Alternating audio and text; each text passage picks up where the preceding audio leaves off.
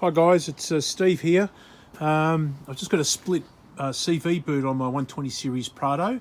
I just wanted to show you the process of replacing the boot. So just want to show you there, it's actually my inner boot. You can see that it's split there. Sorry about the crows in the background. Anyway, this is the boot kit that I've purchased. I'll show you that in a second and I'll take you through the whole process. Okay, so this is the boot kit that I've purchased. Just got it off eBay. It's about 20 bucks. It's also got the clamps for the front and the rear of the boot, and also comes with the moly grease that you need for the CV joint.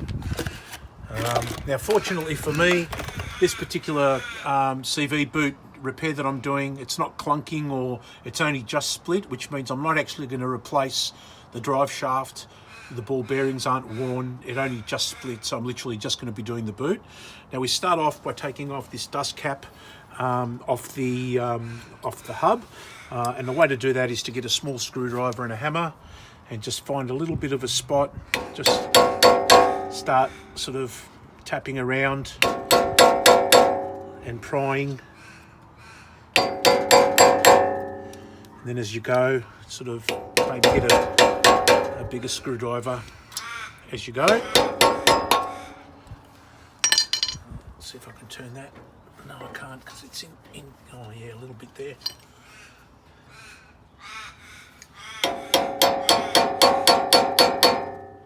Okay, now that I've got the dust cap off, I've got to remove this cotter pin or split pin. So I've just got some long nose pliers. Just going to bend this out. Now it's good practice to replace your split pins after you've used them. To be honest, I don't always do it. I look at the sort of condition, but best practice is to replace them.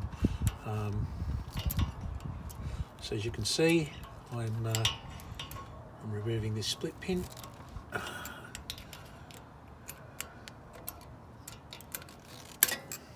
Maybe I need to straighten this up a little more. Yeah, that's it. Just give it a bit of a four. That's it.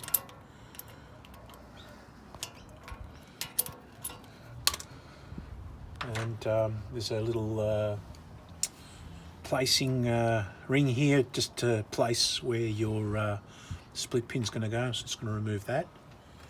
And next is to remove this lock nut or locking nut.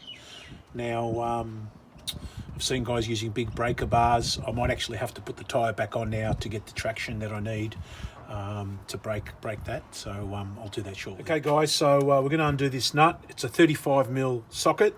I rang Super Cheap Auto. They had them for like $36. As it turns out, Sydney Tools had this one for about $13.50. It's just a Daytona brand.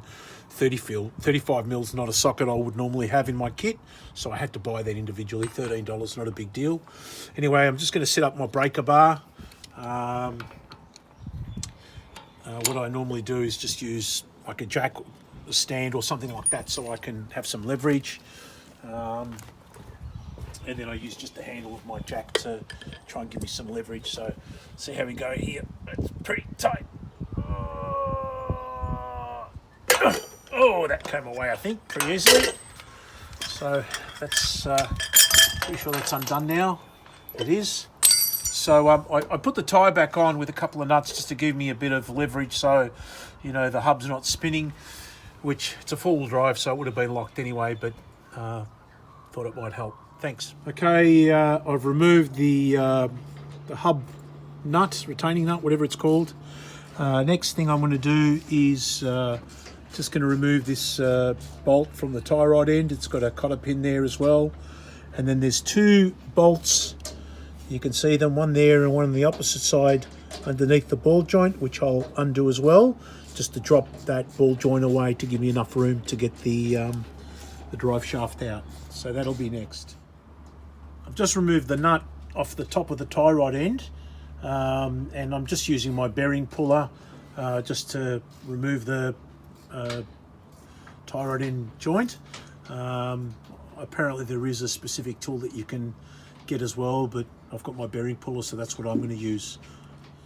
So I've been able to take out the drive shaft I have actually left the ball joint end in where the goes into the diff.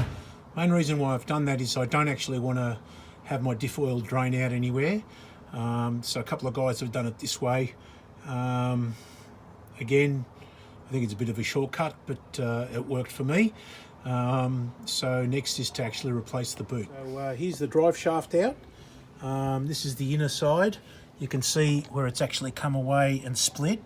All I'm going to do is I'm going to remove this retaining clip on this side where the ball bearings are, put in the new boot, re-grease it all, and then put it back together, which will also mean that I'll need to put this strap on in the area on the diff rather than doing it in one piece, which is possible as I've seen it done. Okay, so I've got my drive shaft back in and have the CV boot fitted.